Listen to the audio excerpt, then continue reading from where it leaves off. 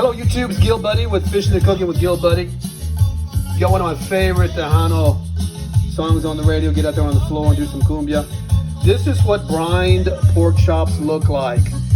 A lot of the fiber is already broken down because it was in brine. A mixture of salt and sugar, a little bit of Killer Hogs hot barbecue rub, some garlic, minced up garlic, some chili flakes, a little bit of apple cider vinegar, 2 teaspoons of applesauce, and some thyme, and it all kind of juices, a little bit of lemon juice. It juices in there, and what it does, it's going to break up a lot of those tough pork chop fibers, so that I'm going to give it the steakhouse prep steak treatment. I'm going to, again, crust it for 2.5 minutes on each side. I'm going to meat probe it and put it in a 400-degree oven until it comes up to, you know, the appropriate temperature for pork, about 170. And I'll let you see what it looks like. And another quick tutorial. Excuse I clean as I go. The Smoke Ghost is with me. And we're, you know, Mercy's Kitchen, Casa Gil. I got my full ready for my prep. we're gonna air fry some sweet potato fries to go with it. And we're cooking, and we'll just do a little quick video. Why not? I've got the time. I've definitely got the energy. Let's see what happens with these 2 Costco, looks like hand-cut, pretty thick pork chops. You're with Gil Buddy on Fishing and Cooking with Gil Buddy. Cumbia! Eso! So I learned this from a chef, Gordon Ramsay. I'm a big fan of his. I'm gonna run my fillet knife, was intended for fishing. It's great for using to trim meats. I'm gonna run it through my Wusthof knife sharpener. I'm gonna rinse it off with some water and wipe it off. Any residue, you know, it's a clean knife already. And I'm gonna wipe it down on my chef towel. So pardon my sink. Come on, camera. I'll edit that out. So I'm gonna score. I'm gonna score the edges all the way around the pork chop, and that allows some crusty goodness to occur. You just want to score about 1 centimeter all the way around, and I'll get that done, and you'll see when I prep it what it looks like, and that's going to help you have some little crunchy ends there. Okay, so what you see, I've used a fillet knife that's for fishing, but equally a participant. And what you see here in these little score marks, these little things become the crunchies that absorb some of the flavor. They break down a little bit, and that's kind of what you're going for. But I do it all the way around. And now we're gonna get ready to season.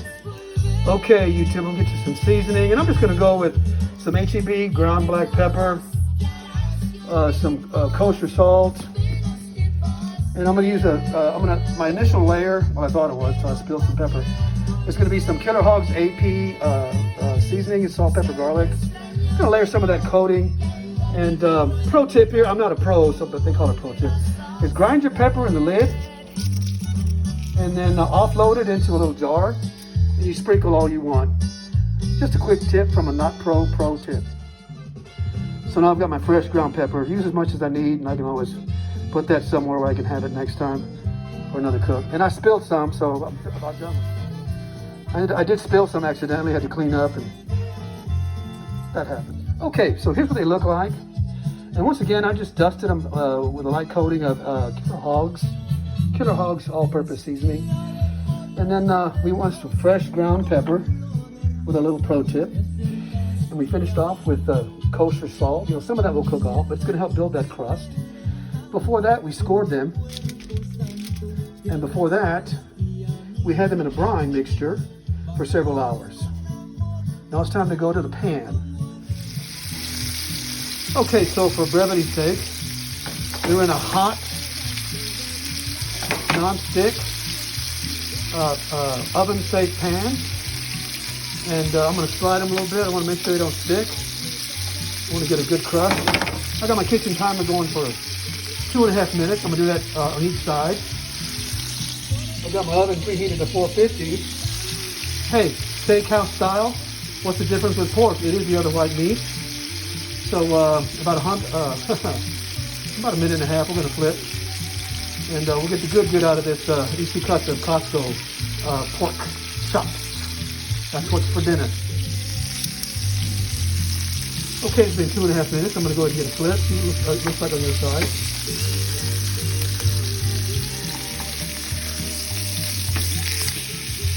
Got some crust building.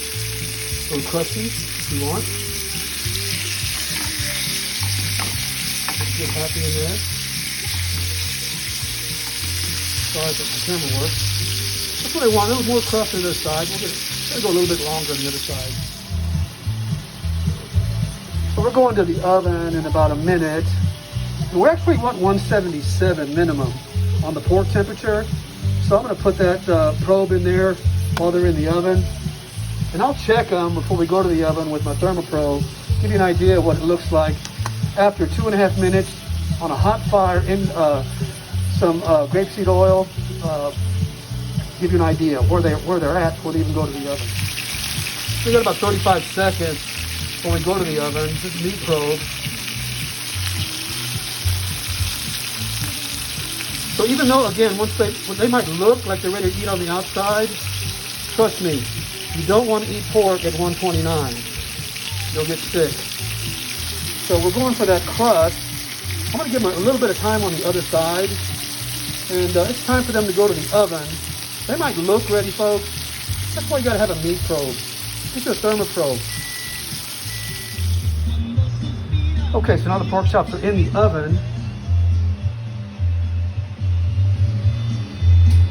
And we've got, a little bit of a wait, so I'm gonna do a little bit of cleanup. Want to get them to about 177. We'll pull them out. Again, let them rest while I get the sides together for Miss Marcy and I.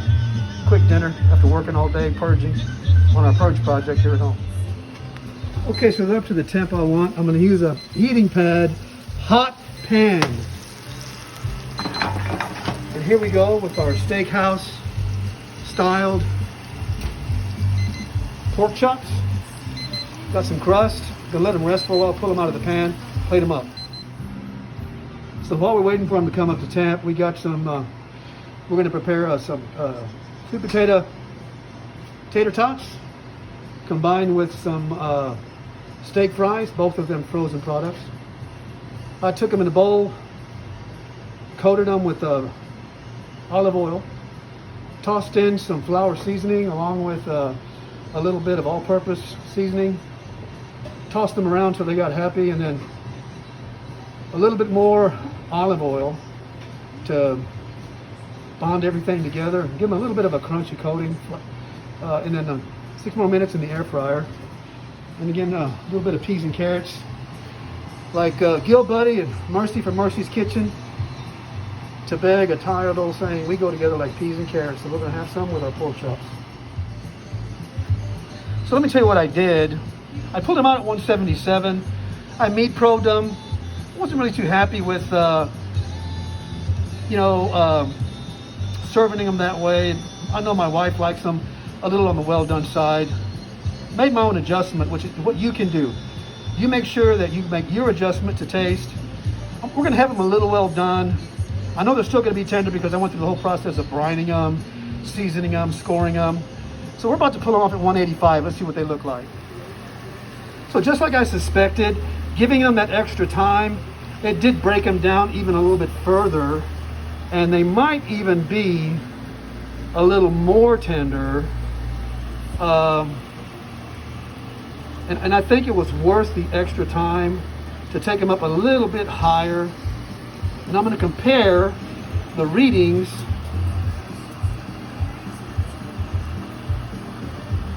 to make sure that my other meat temp probe is working well. And it'll continue to cook even after you take it off for just a couple of minutes. You'll get a few more degrees. And I'm happy with that. I like the way they look.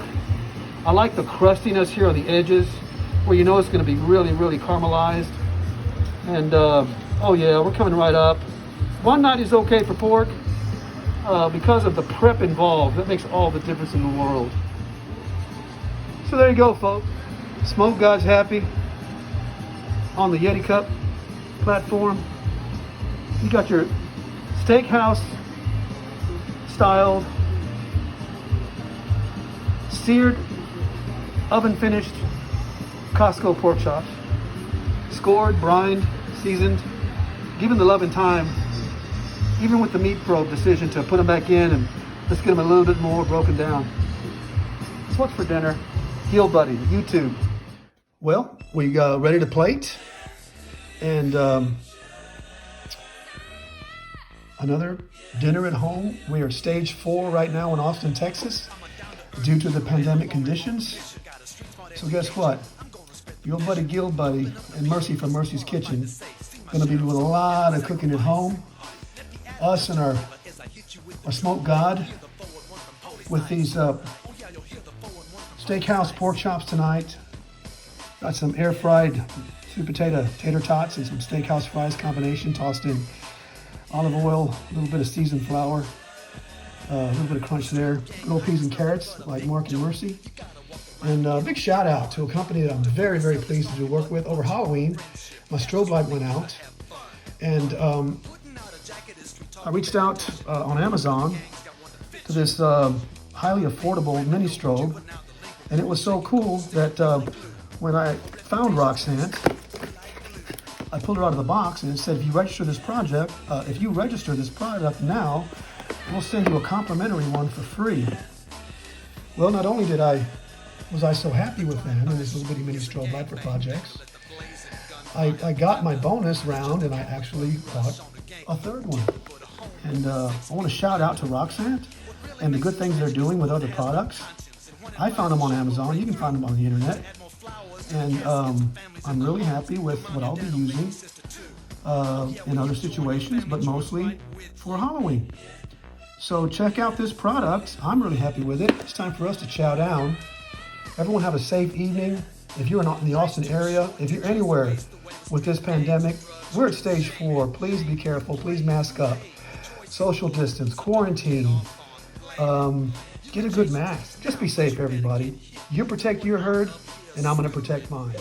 I cut off some of the scored end, what I'm calling a pork chop burnt end, for the first bite. Let me tell you, because I brined it, so tender, no trouble to chew, all the flavor of the seasoning. I'm going to do it again. You'll see the tutorial. I hope you try it. Let me know. Give me some feedback. All these things I'm doing are just my little flair. I'd love for you to try it at home. Put your own spin on it. Maybe I can learn something from you. I love it. This is Gil Buddy from Fishing and Cooking with Gil Buddy in Mercy's Kitchen in the ATX. And this has been a hero, not zero, production. Y'all be safe. God bless. One they call police ice. Choose life with police ice. Choose life with police ice. Choose life with police ice. Choose life with police ice. Choose life with police ice. Choose life with police ice. Say no to street gang, say yes to your future. Say no to street gang, say yes to your future. Say yes to your future.